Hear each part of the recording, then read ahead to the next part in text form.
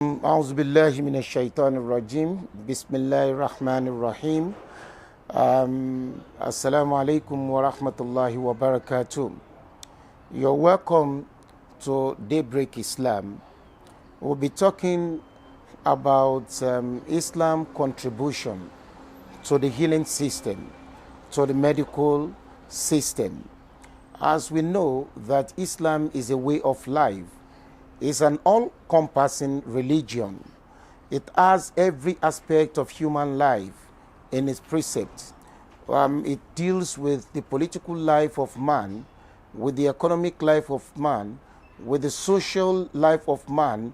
It also talks about the medical solutions to human ailments.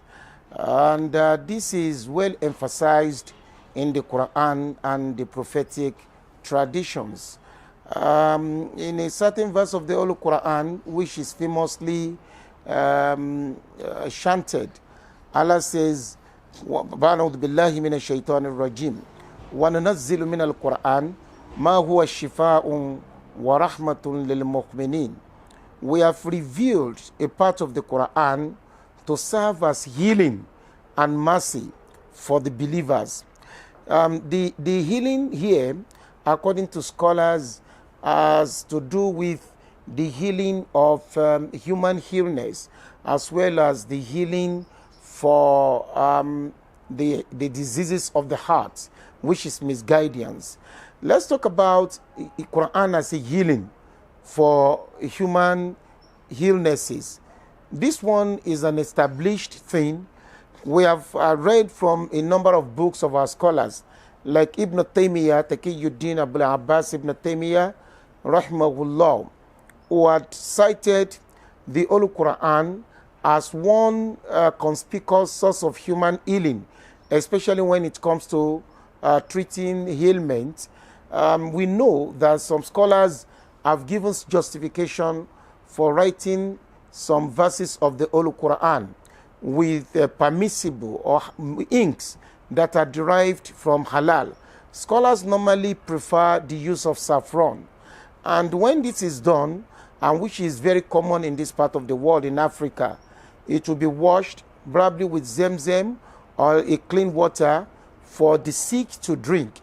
And there are instances of situations when those who are healed have secured perfect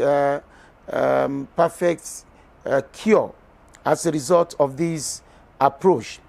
Apart from this, the Holy Prophet Muhammad sallallahu alaihi wasallam had also specifically mentioned some herbs, which we have come to identify it as prophetic herbs, as having healing for all ailments except death. The one that is very common is that of Habbatus Sauda.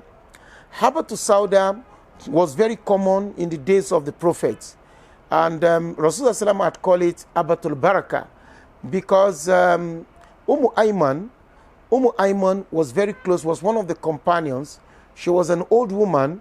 She was very close to the Holy Prophet Muhammad, the wife of Zayd bin Harisa. She was fond of using this Habbatus Sauda, and Rasulullah would rather refer to it as Habbatul Barakah. Habbatul Barakah, because another of her name was Barakah.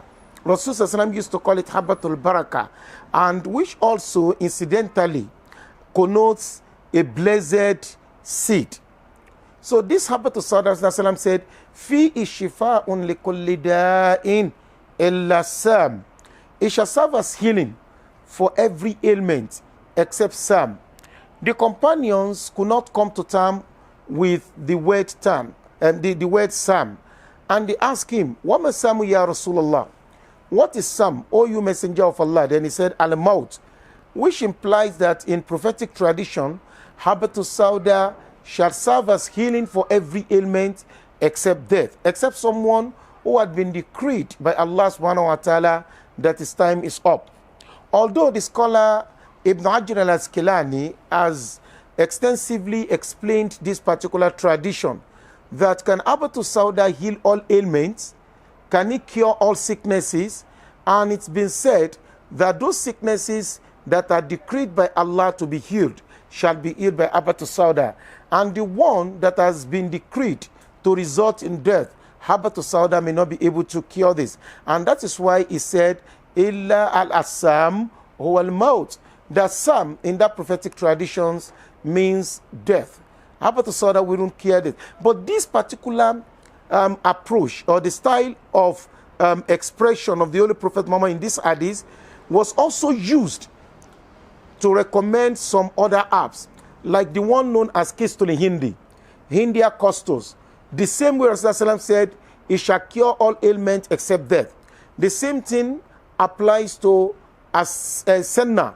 This Senna, the most famous one is Senna Maki, the Makan Senna. Rasulullah said that Senna shall cure all ailments except this. And we have a number of traditions considering those, the stems, the seed, the organ of an animal, or whatever mentioned by the Holy Prophet Muhammad in his traditions, and those ones mentioned by Allah in the Holy Quran would have been about 600, and these have come together to be recognized as prophetic medicine. And in the past, in the early days of Islam, whenever the companions went to war, and among the soldiers of Allah, the companions got wounded, there was always on ground a woman called Rufaida al-Aslamiyya. What was her job? She was a nurse. Today, Muslim scholars have always referred to her as the first medical physician in the history of Islam. Rufaida al-Aslamiyya, her father was a physician, was a nurse, and she was equally a nurse, and she was responsible for taking care of the wounded in battles. And this had occurred in the prophetic era.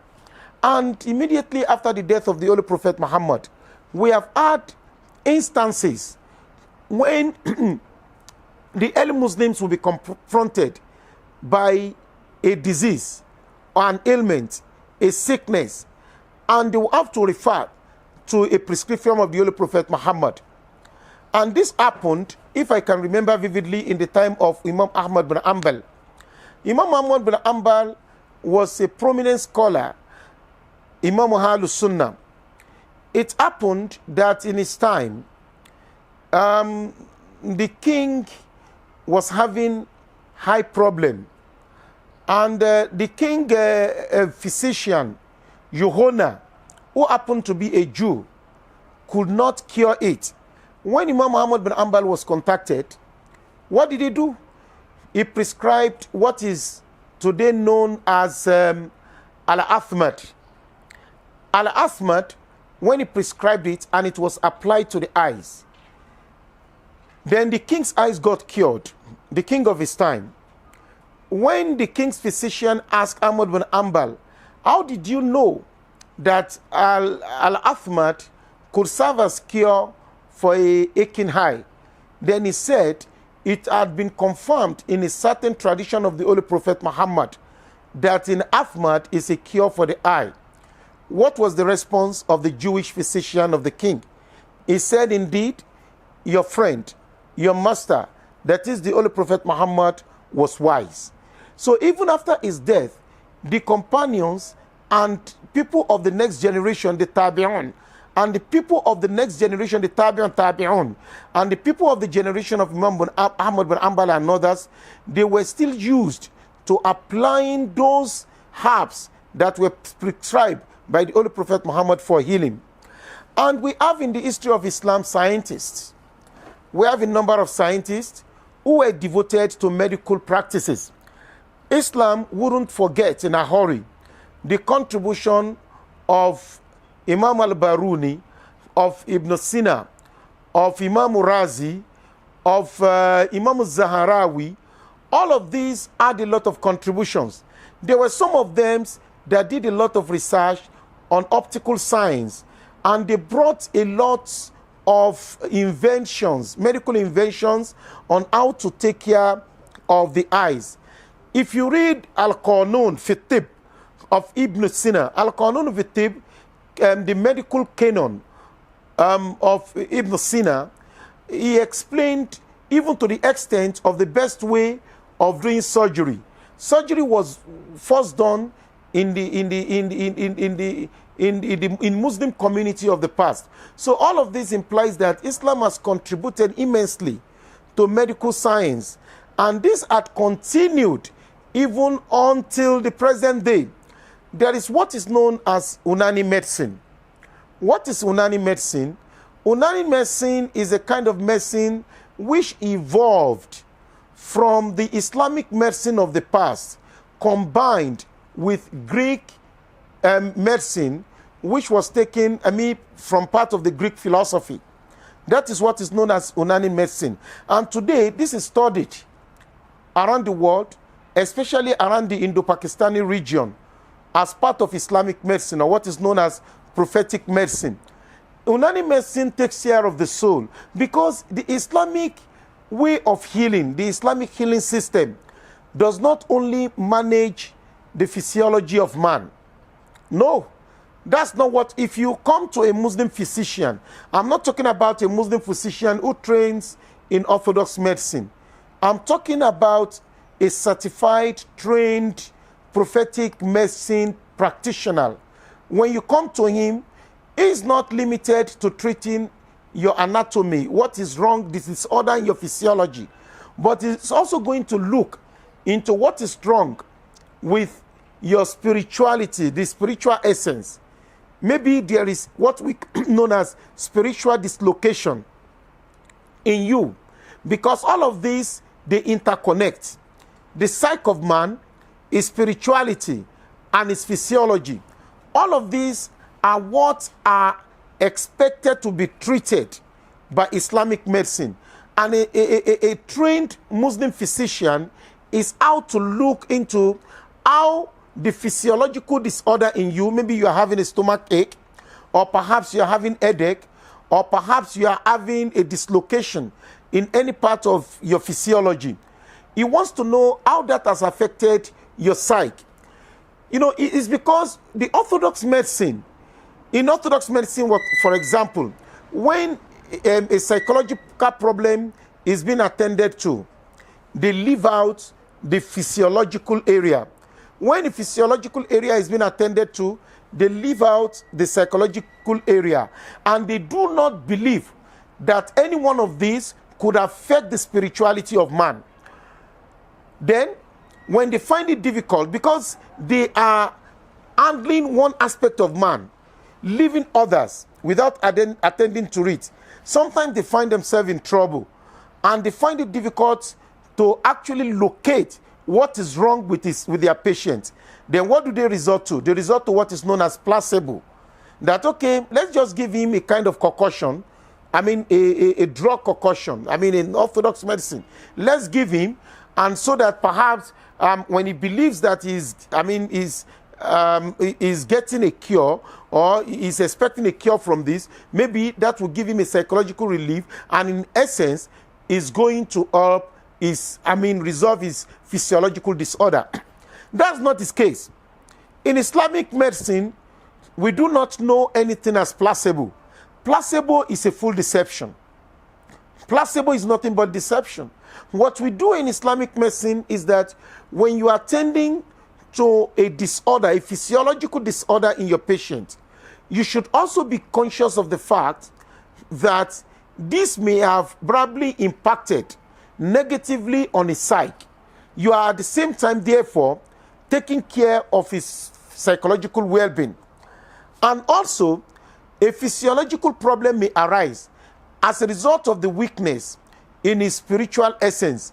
You may have to help him, enhance his spirituality, because sometimes all of these work interconnectively. And that is what Islamic medicine of the past aimed at doing. So now, as Muslims, we should know that Islamic medicine had flourished. It has not just begun. It had flourished in the prophetic era. And the days after the death of the Holy Prophet Muhammad, Muslim physicians were emerging.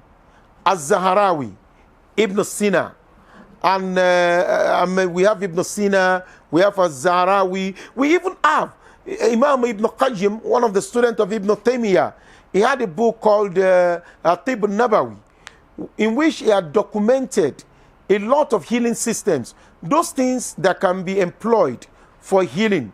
So for this reason, and Islamic medicine is a kind of tradition that predates the modern world.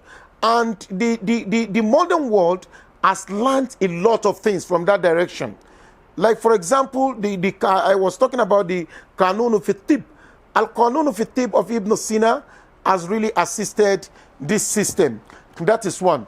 And now today, what is the situation? What is the stage of Islamic medicine? Like, I can talk about Unani Medicine. Rasulullah said, لِكُلِّ دَاءٍ دَوَاءٌ. For every ailment is a cure.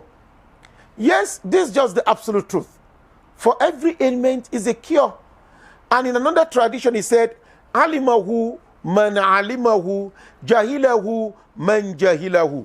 Those who know it, and those who do not know it, do not know it. Including HIV/AIDS, there is a cure for it. Including hepatitis B, or whatever level of hepatitis, there is a cure for it. Including hypertension, there is a cure for it. Including the diabetes, there is a cure for it. Including the newly ravaging the world, the newly ravaging disease, the one that ravages the world, known as COVID-19. There is always a cure for it. And people have always asked me, if you believe that there is a cure for COVID-19, what are those available cures? Then I have always answered that a COVID-19 has only one dominant version, and that is the conquest of the immune system. When a human's immune system is conquered, when it becomes so weak, the patient becomes vulnerable, and it could be susceptible to the affliction of this particular ailment. Is that not so? But we have a number of herbs which had been prescribed by the Holy Prophet Muhammad purposely for enhancing human immune system. And we have a number of them too that are known to resolve feverish conditions. And scholars today have brought together some of these ailments in some part of the world to resolve COVID-19. Even in this part of the world, we have made effort in that direction. There is Bardakush. We know that the kind of what Bardakush can do in collapsing the viral load, we know that it is just an easy thing for this particular herbs. What is Bardakush? Bardakush is known as oregano. This is one of the prophetic traditions. It's one of the herbs that was prescribed by the Holy Prophet Muhammad, and that was 1,400 years ago. We also have za'atar. We know how much za'atar can do. We also have sheh. We know that sheh has always been useful in resolving medical conditions such as fever. So in all of these situations, when scholars come together and they bring are able to mobilize some of these herbs that are known as prophetic herbs, because they were prescribed by the Holy Prophet Muhammad, including Habbatus Sauda, and scholars are able to mobilize them purposely to resolve a stubborn ailment as stubborn as COVID-19. It has always been successful. This is one of the things we should know. And so, as prophetic medicine or Islamic medicine had worked in the past, and as scholars Islam have utilized its efficacy in resolving a number of medical conditions, even today, it can be done, and it's been done. And that's one thing. So Islam has contributed immensely to the medical science. But the only problem is that Orthodox medicine, I've always said, has enjoyed the privilege of finance in its research methodology and approach. I mean, World Health Organization is there, and a number of other universities, research institutions who have spent enormously in promoting research in Orthodox medicine. But Islamic medicine has not been so fortunate, except for a few, countries like Saudi Arabia. We know that they have spent on camel urine and camel milk, and we know that the Republic of Iran, in the Persian Gulf, they have also spent so much on saffron. Apart from this, we can hardly find any other country or much of the Muslim countries spending on promoting research in prophetic medicine. If prophetic medicine or Islamic medicine could enjoy half of spending in research area enjoyed by Orthodox medicine in the world today, I'm sure Islamic medicine would definitely do better. I think the best thing we can do is that as Muslims, as we have spent much time in learning the Quran, in studying Hadith, and some of us have also engaged ourselves in learning the language of the Quran. What a wonderful effort.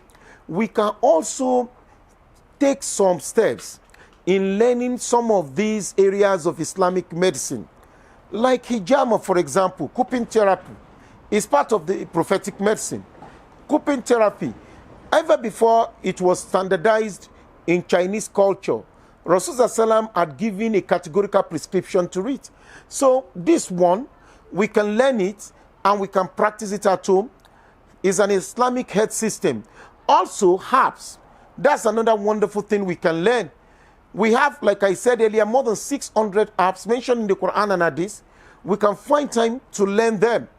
And again, apart from that, we can equally seek healing through the Holy Quran, maybe by exorcism. We know, and we have always seen it, that when a spiritual problem occurs, people go through what is known as Islamic exorcism, and they get relieved. And the advice for government is that they should be interested in the alternative medicine area of prophetic medicine. They should be interested, and they should, this advice goes to the whole of the Muslim world, and even Nigeria is part of the Muslim world, and I want to say Nigeria in particular. They shouldn't hesitate. Institutions, organizations, Muslim organizations, institutions, and the wealthy people, the philanthropists, they shouldn't hesitate to assist in funding research in the area of prophetic medicine. It will be so much interesting. I will be surprised the kind of achievement that will be recorded against the achievement recorded so far with the practice of Orthodox medicine. I believe strongly that Islamic medicine, stands to benefit the world more than any other kind of medicine, be it traditional, complementary, alternative, or whatever we call it. What we call Islamic medicine is really blessed because it has a spiritual benefit, psychological benefit, and of course, physiological advantage. Inshallah, this is how far we can go today. Bi-idhnillah, we'll be meeting some other time. And I want to say that we are experts in the area and we are always available for whosoever wants to learn at the